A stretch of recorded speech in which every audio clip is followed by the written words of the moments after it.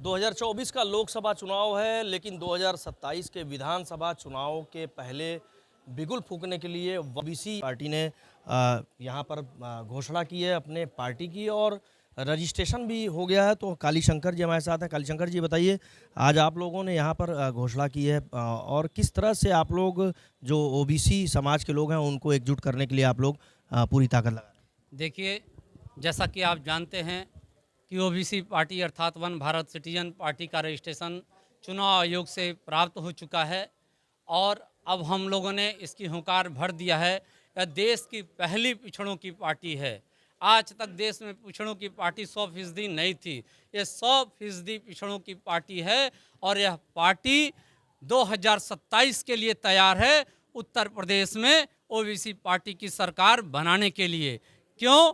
क्योंकि आज तक जितने भी लोग रहे, ओबीसी आर्मी के रूप में हम लोगों ने आपने काम किया, देश भर में हम लोग काम करते रहे और हम लोग का काम जो है जन जन को पता है। ओबीसी समाज के लिए सड़क से लेकर कोर्ट तक हम लोगों ने लड़ने का काम किया और आज हमारी ओबीसी पार्टी आ चुकी है, जिसकी घोषणा आप देख रहे हैं। ओबीसी समाज के बीच हम लोग अपनी पार्टी की घोषणा कर रहे हैं और यह ओबीसी पार्टी इसलिए बनी, कारण यह था कि हम लोगों ने बहुत सारी पार्टियों को देखा जो दावा करते थे कि हम ओबीसी पार्टी के लिए ये करेंगे वो करेंगे, और जब सत्ता में रहते हैं तो उनको जातिगत जनगणना नहीं याद आती, आबादी के अनुसार भागीदारी याद नहीं आती, उनको बेरोजगारी याद नहीं आती, उनको फिर जाति और धर्म याद आता है। और कहीं ना कहीं इन्होंने जातियों को में बांट करके अलग अलग पार्टियां बनाया और ओबीसी समाज को अलग थलग करने का काम किया और केवल परिवार की पार्टी बन करके ओबीसी समाज के नाम पे लूट करके सत्ता की मलाई चाटते हैं, और जब सत्ता से हटते हैं तो थूक करके नीचे चाटने का काम करते हैं।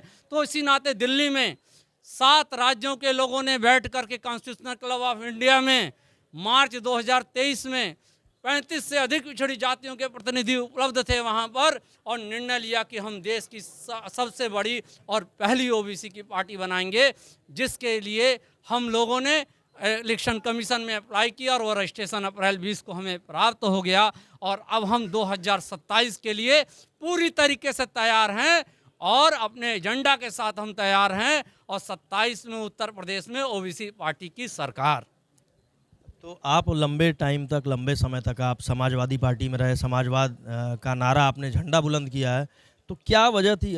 काफ़ी पुराने आप खाटी समाजवादी कार्यकर्ता रहे, पदाधिकारी रहे, तो क्या वजह थी कि मोह आपका भंग हो गया? देखिए, समाजवाद एक विचारधारा होती है, समाजवाद समता के लिए होती है, समाजवाद बराबरी के लिए होती है, समाजवाद जो कमज़ोर हैं, पिछड़े हैं, दबे हैं, कुचले हैं, उपेक्षित हैं, शोषित हैं, वंचित हैं, उनकी लड़ाई लड़ने के लिए होती है, ना कि अपने परिवार के लोगों को केवल और केवल मलाई खिलाने के लिए होती है। और जब सत्ता में होते हैं तो जातिगत जनगणना की बात नहीं करते, जब सत्ता में होते हैं तो आबादी के अनुसार भागीदारी करने की बात डर लगता है उनको।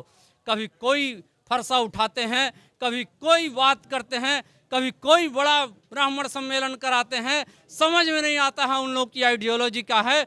हाँ, नेताजी आदरणीय मुलायम सिंह यादव जी के विचारों से नेताजी ने मुझे पार्टी से जोड़ा था और मैं उस वक्त all India university student council का अध्यक्ष था। उस रूप में मुझको जोड़ा था और हमारी जो जवानी थी, जो घनघोर जवानी जिसे कहा जाता है, 10 से 15 सालों का, वो हमारी समाजवादी पार्टी ने लिया।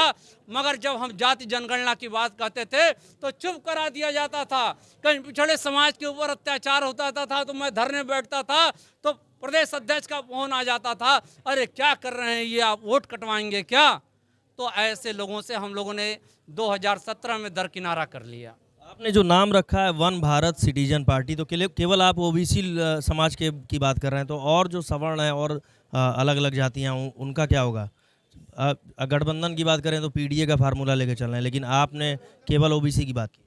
नहीं, जो हमारे सवर्ण समाज के लोग हैं, जो हमने सबसे पहले, मेरा जो हमारी पार्टी का मोटो है कि सबसे पहले हमारे लिए राष्ट्र है और देश के सभी जाति धर्मों का सम्मान करते हुए हम अपने ओबीसी समाज के विकास के लिए, जो हजारों साल से पिछड़ा है, वंचित है। आप साहब सुप्रीम कोर्ट में देखेंगे तो हमारा 1% की भागीदारी नहीं, 0% है।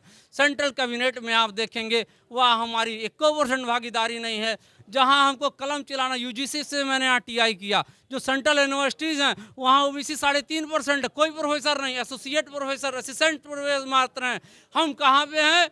जहाँ गोली खाना है। सेना में सबसे अधिक हम हैं, चपरासी की नौकरी में सबसे अधिक हैं, बाबू की नौकरी में सबसे अधिक। अगर बात करें 2024 का लोकसभा चुनाव भी सामने है, तो एक तरफ भाजपा है, दूसरी तरफ गठबंधन में तमाम दल हैं, तो किसको आप समर्थन दे रहे हैं? देखिए, जो गठबंधन में जो दल हैं, भाजपा से तो लगातार मांग किया गया। हमने ऐसा कोई, भाजपा ही सरकार में है आज, उनसे हम लोगों ने जाति जनगणना की लगातार मांग किया। 2019 में माननीय राजनाथ सिंह जी ने, जो आज देश के रक्षा मंत्री हैं, उस वक्त गृह मंत्री थे, उन्होंने वादा किया था कि गठबंधन के साथ जाएंगे? नहीं, हम गठबंधन के साथ नहीं हैं। गठबंधन के साथ कतई नहीं है, क्योंकि गठबंधन भी कभी ना कभी सत्ता की मलाई चाटता था। उस वक्त जातिगत जनगणना की बात नहीं करता था, क्योंकि किसके साथ, आप किसके साथ?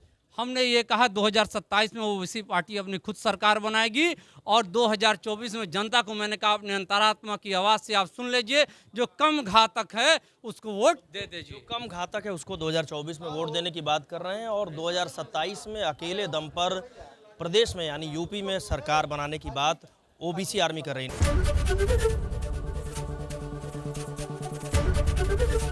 एबीपी गंगा, खबर आपकी, जुबान आपकी।